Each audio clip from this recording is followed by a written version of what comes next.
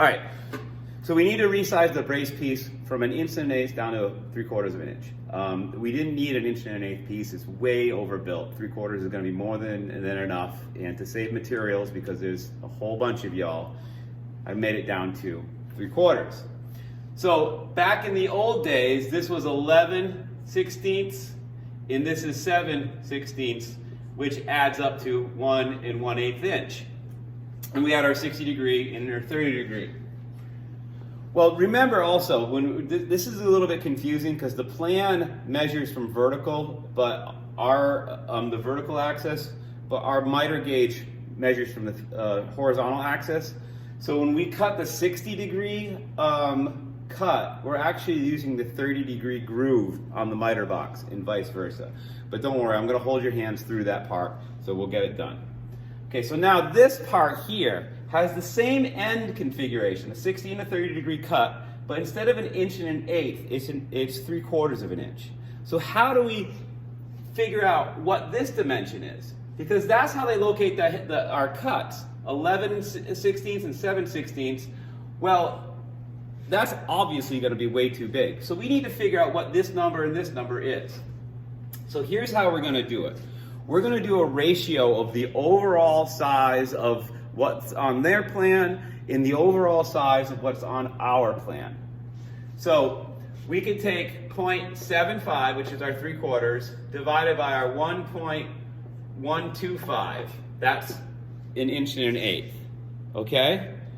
So then, if I do the math on that real quick, which I am doing off screen, let's see, 0.75 divided by 1.125 equals the devil's number, 0.666. So that's our ratio. The part that we're using is 0.666. We could do 0.667, but I think everyone's going to agree 666 is going to be more fun.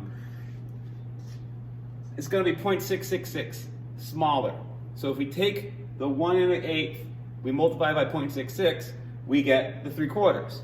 So if we take our 11/16 and multiply it by 0.66 also, so it'll be 11/16 multiplied by 0.666. That equals whatever this dimension is. And then we take our 7/16, multiply that by 0.666, and that equals what this is going to be. Now, in all honesty, we're going to have to just do one and then round to the closest 1/16 of an inch that we can find. It's not going to be perfect, okay? Now, you can trust me or you cannot trust me, but I'm telling you right now that this works out to 7/16 of an inch. Don't do the math and then do 7/16 and say, he's way off. I know I'm off, but I'm rounding to the closest 1/16.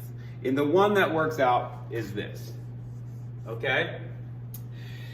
Now I could also do the math multiplying this by this, but in all honesty, that's gonna give me a number that I'm gonna have to round to also.